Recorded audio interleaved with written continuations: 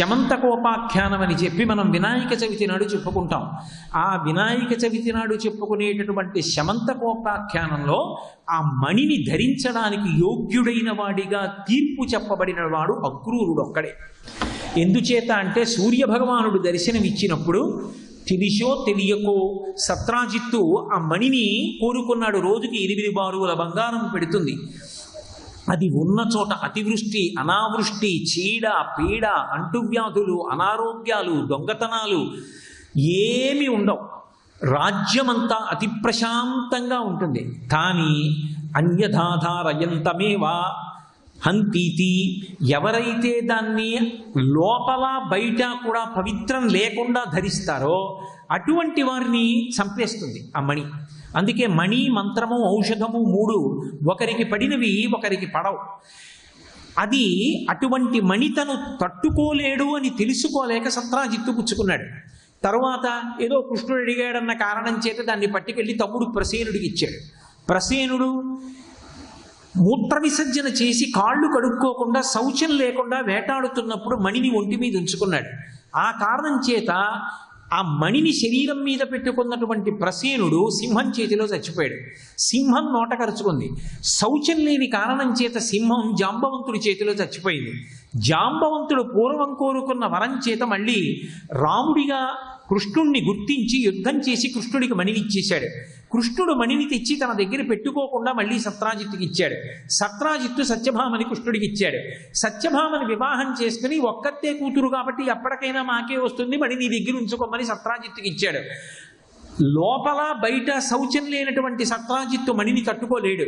అందుకే తీరా పాండవులు ఆ లాక్షాగృహంలో మరణించారన్న మాట తెలిసి ఆ ధృతరాష్ట్రుణ్ణి పరామర్శ చెయ్యాలని వెళ్ళినటువంటి కృష్ణ పరమాత్మ తిరిగి వచ్చే లోపల కృతధర్మ, కృతవర్మ, శతధన్వుడు, అక్రూరుడు భక్తికి కూడా ఉద్ధాన పతనాలు ఉంటాయి. సత్యభామని తనకిచ్చి వివాహం చెయ్యలేదనేటటువంటి కోపంతో వీళ్ళు ముగ్గురు కలిసి సత్రాజిత్తుని చంపేశారు. మణిని దగ్గర పెట్టుకున్నాడు కాబట్టి సత్రాజిత్తు చచ్చిపోయాడు. ఇప్పుడు దాన్ని కృతవర్మ దగ్గర ఉంచుకోవడానికి ఒప్పుకోలేదు. నా దగ్గర పెట్టద్దు, కృష్ణుడు తిరిగి వచ్చి చంపేస్తాడు సుదర్శన చక్రంతో అన్నాడు. శతధన్వుడు తన దగ్గర ఉంటే కృష్ణుడు చంపేస్తాడని అక్రూరుడికి ఇచ్చాడు. ఇచ్చి శతధన్వుడు 100 ధనస్సుల వేగంతో పరిగెత్తగలిగినటువంటి గుర్రం మీద వెళ్ళిపోతుంటే కృష్ణుడు సంహరించాడు. కానీ కృష్ణుడే ఆ మణి దగ్గర పెట్టుకున్నాడనేటటువంటి అనుమానంతో బలరాముడు జనక మహారాజు గారి ఊరు విదేహ నగరానికి వెళ్ళిపోయాడు. ఎట్టకేలకి బలరాముడిని వెనక్కి తీసుకొచ్చారు. కానీ మణిని అశౌచంతో ఉంచుకున్నాడు కాబట్టి సత్రాజిత్తు మరణించాడు, శతధన్వుడు మరణించాడు, కృతవర్మ వెళ్ళిపోయాడు. కానీ అక్రూరుడు మాత్రం పరమ పవిత్రుడు కనుక మణిని దగ్గర ఉంచుకోగలిగాడు. ఉంచుకుని ఆ మణి పట్టుకుని కృష్ణుడికి ఎలా ముఖం చూపిస్తానని కాశీనగరానికి వెళ్ళిపోయాడు. వెళ్ళిపోయి అది రోజు పెడుతున్నటువంటి 8 బారుల బంగారంతో అనేకమైనటువంటి యజ్ఞయాగాది క్రతువులు చేశాడు. మీకు భాగవతంలో కానీ విష్ణు పురాణంలో కానీ అద్భుతమైన విషయం ఏమిటో తెలుసా? కృష్ణ భగవానుడు ఉన్నప్పటికీ కూడా ద్వారకా నగరంలో వర్షాలు పడలేదు. కృష్ణ భగవానుడు ఉన్నప్పటికీ కూడా అనావృష్టి తప్పలేదు. ఎందరో అంటురోగాలకి గురైపోయారు. విపరీతమైనటువంటి బాధలు పొటమరించాయి. అప్పుడు కృష్ణుడు ఒక మాట చెప్పాడు. మహాభక్తుడైనటువంటి అక్రూరుడు ఈ పట్టణాన్ని విడిచిపెట్టి వెళ్ళిపోయాడు. అక్రూరుడు వెళ్ళిపోయినటువంటి కారణం చేత ద్వారకా నగరానికి ఇటువంటి ఉపద్రవాలు వచ్చాయి. మళ్ళీ అక్రూరుడు తిరిగి వస్తే తప్ప ద్వారకా నగరం క్షేమంగా ఉండదు. కాశీపట్టణంలో ఉన్నాడు. శమంతకమణి అతని దగ్గర ఉంది. నాకు ముఖం చూపించడానికి సిగ్గుపడి అక్కడ ఉన్నాడు. నేనే ఆహ్వానిస్తున్నానని చెప్పి అక్రూరుణ్ణి తీసుకురండి అన్నాడు. కృష్ణుడి పనుపున రాయబారం వెళ్ళగానే ఎప్పుడెప్పుడు కృష్ణ దర్శనం చేద్దామా అని లోపల ఆర్తి పొంది ఉన్నటువంటి అక్రూరుడు పరుగున తిరిగి వచ్చాడు. తిరిగి వచ్చి, మహానుభావ, ఈ మణి నాకు అక్కర్లేదు, అది అనేక మలుపులు తిరిగి నాకు చేరింది, మీరు తీసుకోండి అని కృష్ణ భగవానుడికి ఇచ్చాడు. కృష్ణ భగవానుడంతటి వాడు విష్ణు పురాణంలో చెప్పిన మాట ఏమిటో తెలుసా? నాకు 16,000 మంది భార్యలు, దీన్ని ధరించడానికి కావలసినంత శౌచాన్ని నేను నిలబెట్టడం కష్టం. బలరాముడు మధుపానం చేస్తాడు, అందుకని బలరాముడి దగ్గర ఈ మణి ఉండడాన్ని నేను అంగీకరించాను. నిరంతర బ్రహ్మచర్య దీక్షలో ఉండగలిగిన వాడు, ఎప్పుడూ భగవంతుడి గురించి ఆలోచించేవాడు, పరమ సత్వగుణ సంపన్నుడు, మహాభాగవతోత్తముడైనటువంటి వాడు అక్రూరుడు.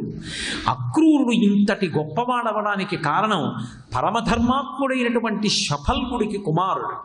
పైగా తన తండ్రి 365 రోజులు ప్రతిరోజు గోవుని దానం చేస్తే కాశీరాజు కడుపున పుట్టినటువంటి గాంధిని యొక్క కుమారుడు. ఆ కారణం చేత అంత భక్తి తత్పరుడు. ఆ అక్రూరుడి దగ్గర తప్ప ఈ శమంతకమణి వేరొకరి దగ్గర ఉండడానికి యోగ్యం కాదు. నువ్వు ద్వారకా నగరాన్ని విడిచిపెట్టి వెళ్ళొద్దు, ఇక్కడే ఉండి శమంతకమణి నీ దగ్గరే ఉంచేసుకోమని ఆ శమంతకమణిని అక్రూరుడికి కృష్ణ భగవానుడు ఇచ్చేశాడు. అంటే అక్రూరుడు విష్ణు పురాణంలో కానీ, భాగవతంలో కానీ, భారతంలో కానీ ఎంత అద్భుతమైనటువంటి స్థానాన్ని పొందాడో, ఎంతటి పరమ భాగవతోత్తముడో ఆయన యొక్క జీవితాన్ని పరిశీలిస్తే అర్థమవుతుంది. అంతటి మహాభాగవతోత్తముడైనటువంటి పిల్లవాడు పుట్టడానికి కారణం గోదానం చేసినటువంటి వారి కడుపున అంత ఉత్తమమైనటువంటి సంతానము కలుగుతుంది అనడానికి అక్రూరోపాఖ్యానం తిరుగులేనటువంటి నిదర్శనం. ఒక గోవు చరిత్రని తిరగరాసింది. ఒక్క గోవు కారణంగా కార్తవీర్యార్జునుడు శరీరాన్ని విడిచిపెట్టాడు.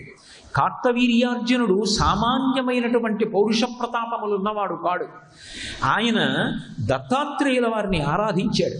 దత్తాత్రేయుల వారిని ఆరాధించినటువంటి కారణం చేత 1000 బాహువులు వచ్చాయి, 1000 చేతులు తేజస్సు, ఓజస్సు, ఇంద్రియపటుత్వము, తిరుగులేనటువంటి బలము, బుద్ధి బలము, వీటన్నిటినీ పొంది అపరదేవేంద్రుడై పరిపాలన చేస్తూ ఉండేవాడు. మాహిష్మతీపురం అతని రాజధాని. అంత గొప్ప పరిపాలన చేయగలిగినటువంటి కార్తవీర్యార్జునుడు రావణాసురుణ్ణి కూడా నిగ్రహించాడు. రామాయణం ఉత్తరకాండలో కార్తవీర్యార్జునుడికి రావణాసురుడికి జరిగినటువంటి యుద్ధం గురించి వర్ణించారు. ఒకప్పుడు నర్మదా నదిలో స్నానం చేస్తున్నాడు కార్తవీర్యార్జునుడు. మధుపానం చేసి ఉన్నాడు. చుట్టూ ఆయన అంతఃపుర స్త్రీలు ఉన్నారు. వాళ్ళు ఏదో సరదాకి ఒక మాట అడిగారు. ఇలా వచ్చేస్తున్నటువంటి ప్రవాహాన్ని నీ 1000 చేతులు అడ్డుపెట్టి నిలబెట్టగలవా అని అడిగారు. తప్పకుండా ఆపేస్తానన్నాడు. ఆ పైన, ఆ నర్మదా నది ప్రవాహానికి పైన ఒడ్డున సైకతలింగాన్ని పెట్టి రావణాసురుడు ఆరాధన చేస్తున్నాడు. దర్భాసనం వేసుకుని చుట్టూ పూజా ద్రవ్యాలు పెట్టుకుని పుష్పాలతో పూజ చేస్తున్నాడు. ఇక్కడ కార్తవీర్యార్జునుడు 1000 చేతులతోటి నదీ ప్రవాహాన్ని అడ్డుకున్నాడు. ఎప్పుడైతే 1000 చేతులతో నదీ ప్రవాహాన్ని అడ్డుకున్నాడో ఈ నదీ ప్రవాహం అంతా కూడా వెనక్కి రావడం మొదలుపెట్టింది. ఆ నీరు అలా పైకి వచ్చి వచ్చి వచ్చి వచ్చి పెరిగిపోయి ఒడ్డున పూజ చేస్తున్నటువంటి రావణాసురుడి యొక్క పూల పాత్రలు, అక్కడ ఉన్నటువంటి ఆసనాలు అన్నీ ప్రవాహంలో కొట్టుకుపోతున్నాయి. పూజ మధ్యలో మాట్లాడకూడదు కనుక శుకసారణుల్ని పిలిచాడు రావణుడు. పిలిచి నదీ ప్రవాహం అకస్మాత్తుగా ఎందుకు వెనక్కి వస్తోంది, ఎందుకు ఒడ్డుకెక్కింది, ఎందుకు పూలని తనతో పాటు ప్రవాహంలో తీసుకుపోతోంది, కిందకి వెళ్ళి చూడండి అని సంజ్ఞ చేశాడు. శుకసారణులు వెళ్ళి చూశారు. కార్తవీర్యార్జునుడు 1000 చేతులతో ప్రవాహాన్ని ఆపి ఉన్నాడు. వచ్చి రావణుడికి నివేదించాడు. ఆ కార్తవీర్యార్జునుడితో యుద్ధం కోసమే చూస్తున్నాడు రావణుడు. ఆయన అప్పటికి కార్తవీర్యార్జునుడు మధుపానం చేసి భార్యలతో క్రీడిస్తున్నాడు. మంత్రులు అన్నారు, అటువంటి వాడితోట యుద్ధం, మాతో యుద్ధం చేయమన్నారు. రావణుడు ఆ కార్తవీర్యార్జునుడి మంత్రులతో యుద్ధం చేసి సంహారం చేసి ఆకలితో ఉన్న కారణం చేత రాక్షసులు ఆ మంత్రుల్ని తినేశారు. కార్తవీర్యార్జునుడికి వార్త తెలిసి రావణాసురుడితో యుద్ధం చేసి రావణుణ్ణి కింద పారేసి తన 1000 చేతులతో ఒడిసి పట్టి బంధించి మృగాన్ని తీసుకెళ్లి మాహిష్మతీపురంలో కారాగారంలో పడేసి బంధీకృతుణ్ణి చేశాడు. ఇది పులస్త్య బ్రహ్మకి తెలిసింది. పులస్త్య బ్రహ్మ రావణ బ్రహ్మకి తాతగారు. పులస్త్య బ్రహ్మ యొక్క కుమారుడు విశ్రవసో బ్రహ్మ, విశ్రవసో బ్రహ్మ యొక్క కుమారుడు రావణ బ్రహ్మ. తన మనవడు బంధీకృతుడయ్యాడని తెలుసుకున్నటువంటి పులస్త్య బ్రహ్మ విడిపించడం కోసమని బయలుదేరి వచ్చాడు. మాహిష్మతీపురంలో పులస్త్య బ్రహ్మ నడుస్తుంటేట దేవేంద్రుడో సూర్యుడో నడిచి వెడుతున్నారా అనుకున్నారు ప్రజలు. పరుగున వెళ్ళి కార్తవీర్యార్జునుడికి చెప్పాడు. ఆయన ఎంత భక్తి తత్పరుడంటే తల మీద అంజలి ఘటించి అర్ఘ్యపాద్యాదులిచ్చి పులస్త్య బ్రహ్మకి స్వాగతం పలికాడు. నేను, నా భార్యలు, నా బిడ్డలు, నీ పరివారం ఏమి ఆజ్ఞాపిస్తావో ఆజ్ఞాపించమన్నాడు. నా మనవడు ఈ రావణుడు ధూప్తచేష్టితం చేశాడు, బంధీకృతుణ్ణి చేశావు, విడిచిపెట్టమని అడిగాడు. పులస్త్య బ్రహ్మ అడిగాడు అని చెప్పి కార్తవీర్యార్జునుడు రావణాసురుణ్ణి విడిచిపెట్టాడు. అప్పుడు అగ్ని సాక్షిగా వాళ్ళిద్దరూ సంధి చేసుకున్నారు, మనం ఉండురలం ఒకరినొకరు పీడించుకోకూడదు అని. తరువాత వస్త్రాది బహుమానములనిచ్చి రావణాసురుణ్ణి సాగనంపాడు. కార్తవీర్యార్జునుడు అంటే అంతటి బలదర్ప సంపన్నుడు. అటువంటి కార్తవీర్యార్జునుడు ఒకసారి వేటకెళ్ళాడు. వేటకెళ్ళి మృగములనన్నింటినీ వేటాడి విపరీతమైనటువంటి అలసటని పొందాడు. ఆకలేస్తోంది. అడవిలో అటూ ఇటూ తిరిగి చూస్తే జమదగ్ని మహర్షి యొక్క ఆశ్రమం కనపడింది. ఆశ్రమంలోకి వెళ్ళి జమదగ్ని మహర్షిని అన్నం పెట్టమని అడిగాడు. ఆయన వెంటనే తన దగ్గర ఉన్నటువంటి కామధేనువుని పిలిచాడు. పిలిచి మహారాజుకి పరివారానికి భోజనాన్ని సృజించమన్నాడు. వెంటనే కామధేనువు రకరకాలైన పదార్థాలని సృజించింది ఆ గోవు. ఆ గోవు సృజించినటువంటి పదార్థాలన్నీ కడుపు నిండా తిన్నాడు. ఇంత గొప్ప ఆవు మహర్షి దగ్గర ఎందుకు, నా దగ్గర ఉండాలని ఆ ఆవుని కనీసం జమదగ్ని మహర్షిని అడగకుండా తోలుకుపోయాడు. ఆ బలవంతంగా తీసుకుపోవడానికి కార్తవీర్యార్జునుడు తమకంతో ఆవు వంక చూసేట, దీన్ని మన ఊరు పట్టుకెళ్ళిపోదామని. చూసేటప్పటికీ ఆయన సైన్యం గుర్తించి ఆ ఆవుని పట్టుకోవడానికి వస్తున్నారు. ఆ ఆవు దూడ కోసమే ఇచ్చింది. భాగవతంలో వర్ణిస్తారు. నేను ఇందాక చెప్పింది రామాయణం ఉత్తరకాండ, మళ్ళీ ఇప్పుడు భాగవతంలోంచి చెప్తున్నాను ఈ గోవుకి సంబంధించినటువంటి ఆఖ్యానాన్ని. ఆ కార్తవీర్యార్జునుడి యొక్క సైన్యం జమదగ్ని మహర్షి యొక్క ఆవుని బంధించి తీసుకుపోదాం అనుకుంటుంటే, గ్రేపుం పాపకుడంచును ఆపదలన్ పడితి మనుచు అంబాయ నచున్ చూపోపరు నృపులంచును ఆపోవను మొదలు కొనుచు వచ్చిరిపురిగిన్ అని ఏడుస్తుంది ఆవు. ఎంత గొప్ప గొప్ప మాటలు ఇచ్చారో నిజంగా. గ్రీపం పాపకుడంచును, అయ్యయ్యో నా దూడ నుంచి నన్ను దూరం చెయ్యకండి, అది సాయంకాలం అయ్యేటప్పటికీ పొద్దున్న అయ్యేటప్పటికీ నా పాల కోసం అంబాన అరుస్తుంది, నన్ను నా దూడ నుంచి వేరు చెయ్యకండి అని ఏడిచిందిట. గ్రీపం పాపకుడంచును ఆపదలన్ పడితి మనుచు, పెద్ద ఆపదలో పడితినని అంబాయ నచున్ మోరలెత్తి అంబాన అరుస్తోందట. అంబాయ నచున్ చూపోపర్ నృపులంచును. ఈ రాజులు పరమ కర్కశంగా ఉంటారు. వాళ్ళు ఎవరి మనసేమిటి తెలుసుకోరు. వాళ్ళకి పొందాలన్న కోరిక పుట్టాలి తప్ప అవతల వాళ్ళ మనసుతో ప్రమేయం ఉండదు. బలవంతంగా తీసుకుపోతారు. చూపోపరు నృపులంచును ఆపోవను మొదలు కొనుచు వచ్చిరిపురికి, నన్ను పట్టుకుపోవడానికి సైన్యం వచ్చిందని ఏడుస్తోంది. కార్తవీర్యార్జునుడి సైన్యం ఆ ఆవుని పట్టుకుని మహేశ్వతీపురం వైపుకి వెళ్ళిపోయింది. పరశురాముడు ఎక్కడో అరణ్యంలో ఉన్నాడు, దర్భలు సేకరిస్తూ. జమదగ్ని మహర్షి యొక్క కుమారుడు, నారాయణ అంశలో వచ్చినటువంటి అంశావతారం.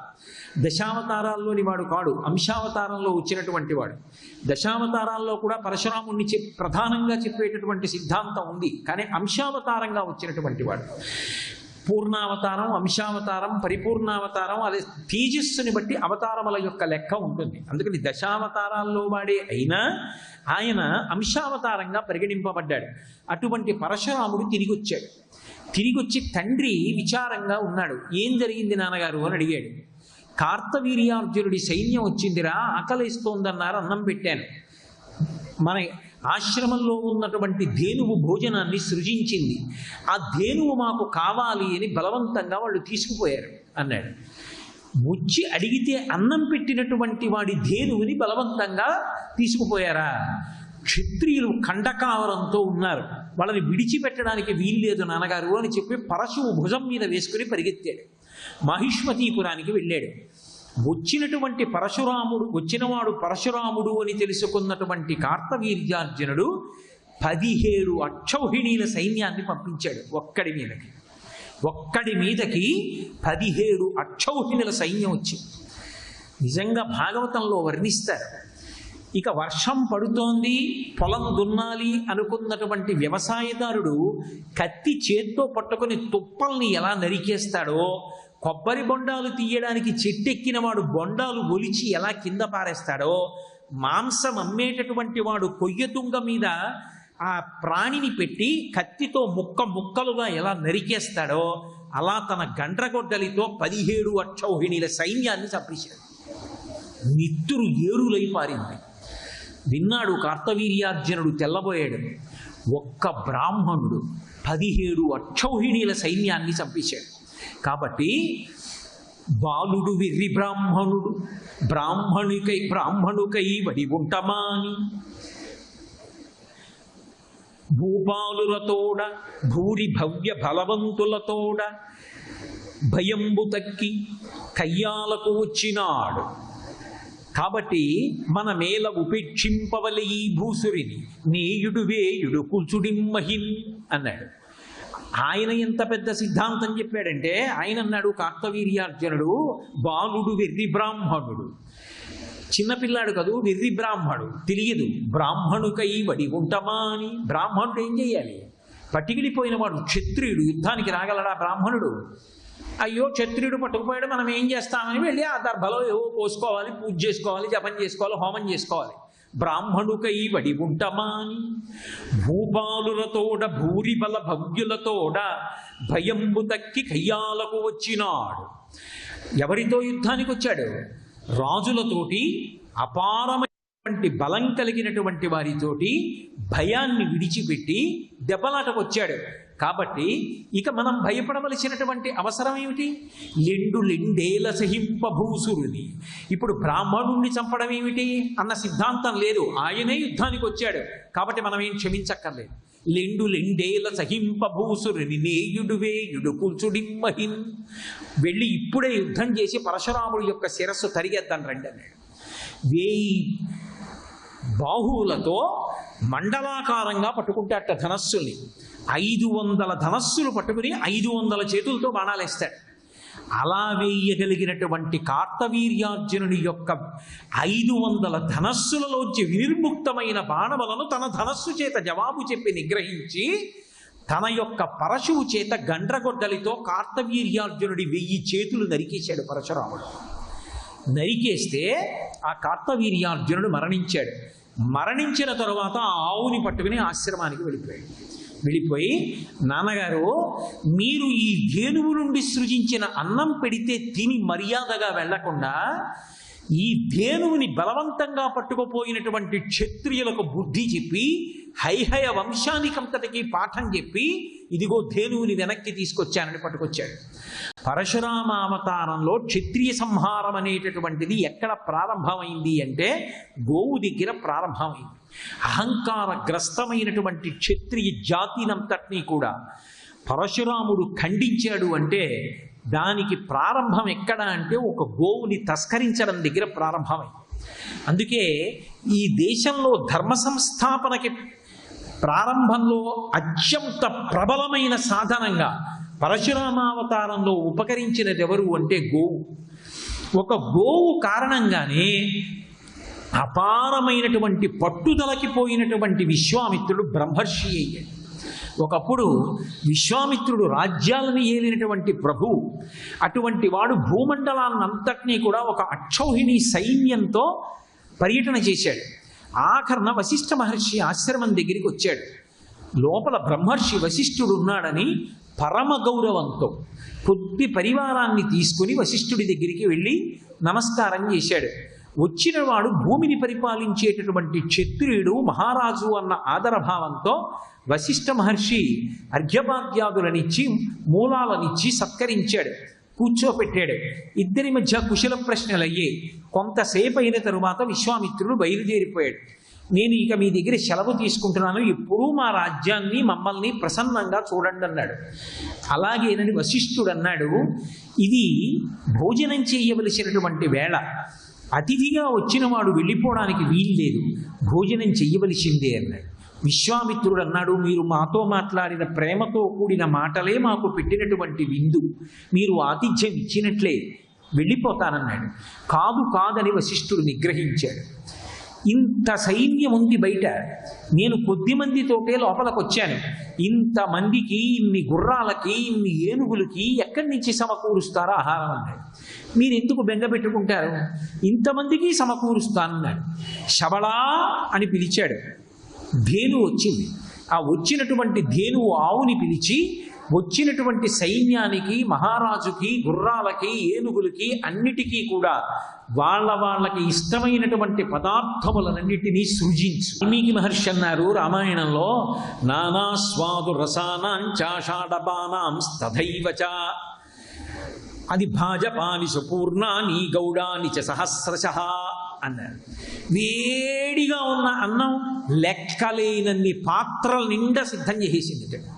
బెల్లంతో తయారు చేసినటువంటివి ఎన్నో పదార్థాలు, తాగేటటువంటివి ఎన్నో మధురమైనటువంటి పదార్థాలు, చల్లని పదార్థాలు, నాకేటటువంటి పదార్థాలు, తినేటటువంటి పదార్థాలు, నవిలేటటువంటి పదార్థాలు, మింగేటటువంటి పదార్థాలు, ఎవరికి ఏమి ఇష్టమో అటువంటి వాటిని కొన్ని వేల కడవలతో సిద్ధం చేసి నానా స్వాదు రసానాంచ షడ్రుచులతో కూడుకున్నటువంటి అన్ని పదార్థములను సిద్ధం చేసేది ఒక్క క్షణంలో సంకల్పం చేత. నానా స్వాదు రసానాంచాషాఢపానాం తథైవచ భాజనాని సుపూర్ణాని గౌడాని చ సహస్రశః. ఇన్ని పాత్రలలో పెట్టి ఎవరికి ఏ రకమైనటువంటి మధువు తాగాలనుకుంటే అది, సైన్యానికి, గుర్రాలకి, ఏనుగులకి, విశ్వామిత్రుడికి ఇంతమందికి ఆహారం పెట్టాడు వశిష్ఠుడు. అందరూ బ్రేవుమంతి ఇచ్చారు. అబ్బా, ఏమి వశిష్ఠుడు, ఏమి ధేనువు, పొంగిపోయారు.